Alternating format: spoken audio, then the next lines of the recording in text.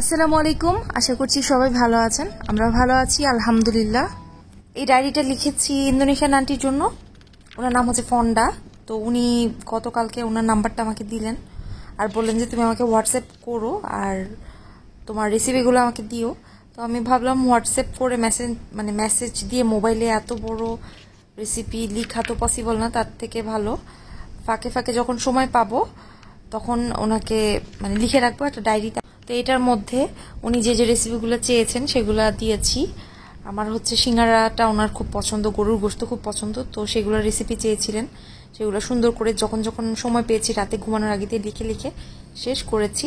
আর এখানে কিছু পারফিউম আছে, এটা একজনকে গিফট করার জন্য নিয়েছি। এর আগে এরকম একটা পারফিউম আমি গিফট পেয়েছিলাম, ভালো লেগেছে আমার কাছে সেটটা, এজন্য আমি আরেকটা নিয়েছি গিফট করার জন্য আরেকজনকে।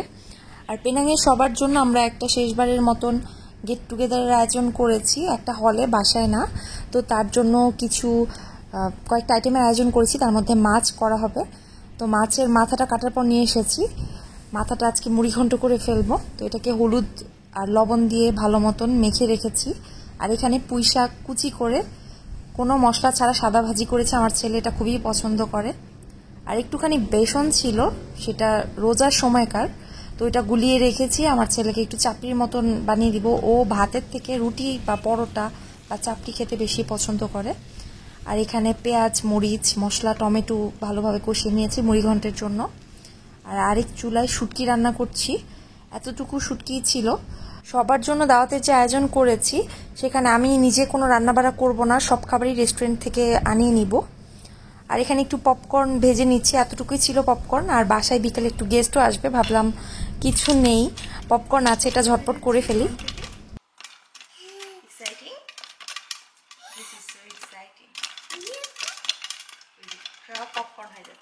গরম গরম পপকর্ন সাথে চা বা কফি আমার খুবই ভালো লাগে খেতে, আমার ছেলেও খুবই পছন্দ করে মাশাল্লাহ। আর বাসায় কেউ আসলে এখন একটু আমার কাছে এম্বারেসিংই লাগে, কারণ ঘরদোরের যে এলোমেলো অবস্থা। আসলে মুবাররা আসবে এই জন্য বিশেষ করে ঘরের এই অবস্থা। মুবারদের কাছে যা যা দিব আমি নিচে সব এক জড়ো করে রেখেছি, নতুবা দেখা যাবে লাস্ট মোমেন্টে কিছু মনে থাকবে না। ওরা তো এসে ঝটপট প্যাক করে চলে যায়, তো দেখা যায় যে আপনি মনে করে কিছু দিবেন সেই সময়টা আসলে থাকে না। তো সবকিছু আমি একটা পাশে করে রেখেছি। আর এখানে লন্ড্রি করেছি মোটামুটি শেষবারের মতন আর কি, যাওয়ার আগের দিন হয়তোবা কিছু টুকটাক লন্ড্রি করতে হবে এই আর কি। আর এখন ওয়ান টাইমের যে জিনিসপত্রগুলা, তারপর টিস্যু, বিন ব্যাগ, যা যা লাগবে সবকিছু আমি একটু গুছিয়ে রাখছি। আসলে এগুলো গুছিয়ে রাখলে কাজ করতে সুবিধা হয়। ওর বাবা আবার এই দিকটা একটু অগোছালো, খেয়াল কম এই জিনিসগুলোতে, তো আমারই এগুলো দেখা যায় আগে থেকে একটু করতে হয়। আর প্রতিদিনই দেখা যায় কোনো না কোনো কাজ পড়েই যাচ্ছে। যেমন এর মধ্যে আমার আবার ঘরদোর পরিষ্কার করতে হবে। যখন জানতে পারলাম যে যেদিন যাব ওই দিন বাড়িওয়ালা আমাদের বের হওয়ার আগে দিয়ে আসবে, বাড়িঘর চেক করে টাকা পয়সার হিসাব কিতাব কমপ্লিট করে তারপর উনি টাকা পয়সা যা আমরা পাই ওগুলো ফেরত দিবেন। তো আমি ভাবলাম হাতে যেহেতু সময় আছে এর মধ্যে বাড়িটা একটু ডিপ ক্লিন করে ফেলবো, ফ্যানগুলো মুছবো, তারপর যে যে দেয়ালে আমার ছেলে আঁকাকি করেছে সেগুলো যতটা সম্ভব মুছে ফেলবো। তো ইনশাল্লাহ এগুলো করে আপনাদের সাথে আমি শেয়ার করব। আমরা কোথায় যাচ্ছি এখন? না, আমরা এখন আমাদের হলে যাচ্ছি, আমরা দাওয়াত দিয়েছি, সবাই আসবে। আবার তোমার চুল কাটছো, আরাম লাগছে না? চুল আঙ্কেল কি সুন্দর করে কেটে দিছে না?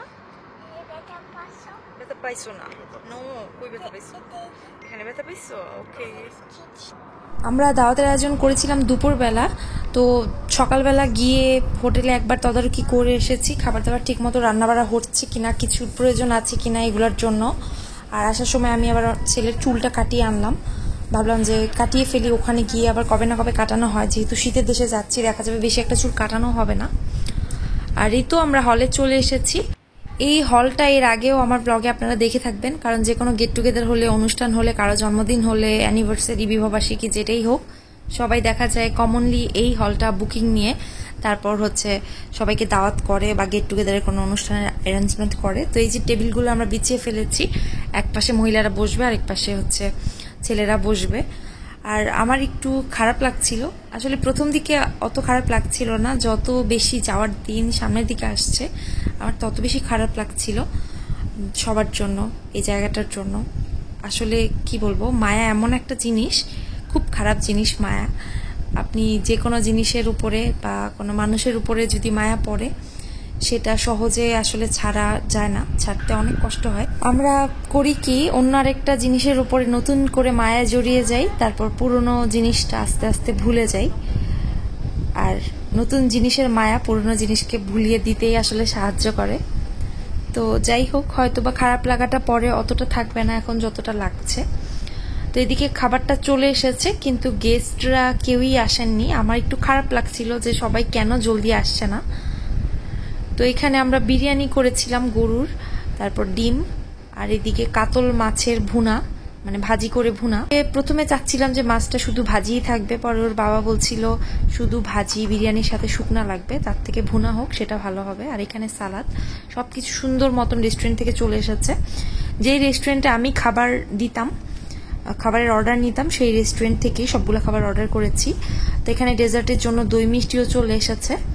মিষ্টিগুলো মন মতো হয়নি, আমি চাচ্ছিলাম গোল মিষ্টি। ওর বাবাকে বলেছিলাম তুমি না হয় অর্ডার দিয়ে আসো আগে গিয়ে, পরে ওর বাবা কি কাজের জন্য পরে যেতে পারেনি। বিরিয়ানিটা আমরা করেছিলাম 12.5 কেজি গোশত আর 6 কেজি চাল দিয়ে।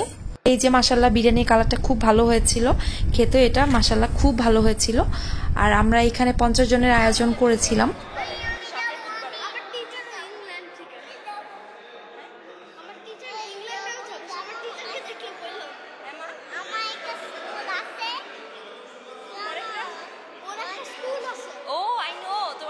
তো এইখানে এই তো সব ছেলেরা, আসলে সেভাবে করে সবার সাথে ছবি তোলা হয়নি, আমি এত ব্যস্ত ছিলাম আমার মনেও ছিল না। তো সবাই মিলে আমাদেরকে আবার অনেক গিফট দিয়েছেন। আমাকে একটা অনেক সুন্দর ব্যাগ দিয়েছেন, তারপর ওর বাবাকে একটা ঘড়ি দিয়েছে, আমার ছেলেকে 2টা জ্যাকেট দিয়েছে ভারী দেখে। তো ভালো হয়েছে, প্রত্যেকটা জিনিস আমাদের খুবই পছন্দ হয়েছে। সবার আসলে সবাই মিলে দিয়েছে এই জিনিসটা, সবার কথা মনে পড়বে জিনিসগুলো যখন আমরা ব্যবহার করবো। ওর বাবার তো ঘড়ি এত পছন্দ হয়েছে, সে হচ্ছে বাসায় এসে জামা কাপড় খুলেছে, চেঞ্জ করেছে, কিন্তু ঘড়িটার হাত থেকে খুলছে না। তো সবার সাথে গেট টুগেদারের ছবি তোলা হয়নি, এরকম কোনো আফসোস আমার থাকবে না, কারণ এর আগে অলরেডি সবার সাথে ছবি আছে আলহামদুলিল্লাহ, সেটাই আমার মেমোরিতে থাকবে। বরং এখন অনেকে চলে গেছে, অনেকে আসতে পারেনি, সবার সাথে যে দেখা হয়েছে, সুন্দর মতন বিদায় নিতে পেরেছি, তার জন্য আমি অনেক হ্যাপি। তো এই ভিডিওটা ছিল হচ্ছে একটা গ্রামের মতন, গ্রামের আদলে তৈরি করা একটা জায়গা ছিল, সেখানে আমরা গিয়েছিলাম রাজার গ্রামে। আপনাদের সাথে অলরেডি একটা ছোট্ট ব্লগ শেয়ার করেছিলাম, তো সেটার কিছু ক্লিপ আমার ক্যামেরাতে ছিল, সেটা ভাবলাম যে অ্যাড করে দেই। আমি মালয়েশিয়ার কোনো স্মৃতি ফেলে দিতে চাই না, ডিলিট করে দিতে আমার কষ্ট হয়, তো ভাবলাম এটাও রেখে দেই। তো ওই গ্রামটা খুবই সুন্দর ছিল, মনে হচ্ছিল বাংলাদেশের কোনো একটা গ্রামে চলে এসেছি। আমার খুবই ভালো লেগেছিল, খুবই সুন্দর সময় কাটিয়েছি, আর এত ঠান্ডা একটা পরিবেশ ছিল বলার বাইরে। আর আমরা যাওয়ার পরই আকাশ মেঘলা করেছিল, সুন্দর বাতাস দিচ্ছিল, দেখতে পাচ্ছেন চারিপাশটা গাছগুলা বাতাসে হেলছে দুলছে। তো ওখান থেকে আমরা আইর কেলাপা খেলাম, মানে হচ্ছে নারিকেলের পানি। আমরা 3 জন মিলে খুব মজা করেছি, খুব ভালো একটা সময় কাটিয়েছি আলহামদুলিল্লাহ। আর আমি তো আমার খুবই পছন্দের একটা মণিপুরি শাড়ি পরেছিলাম। এই মণিপুরি শাড়িটা আমার শাশুড়ি আমার জন্য সিলেট থেকে এনেছিলেন, আসলে আমাদের 2 জায়ের জন্য একই রকম শাড়ি এনেছিলেন। তো আমরা বের হব ঠিক তার আগ মুহূর্তে এত জোরে ঝড় শুরু হয়ে গিয়েছিল, পরে গাড়িতে কতক্ষণ বসেছিলাম। তুমি কি আনছো আমাকে দেখাও তো। দেখি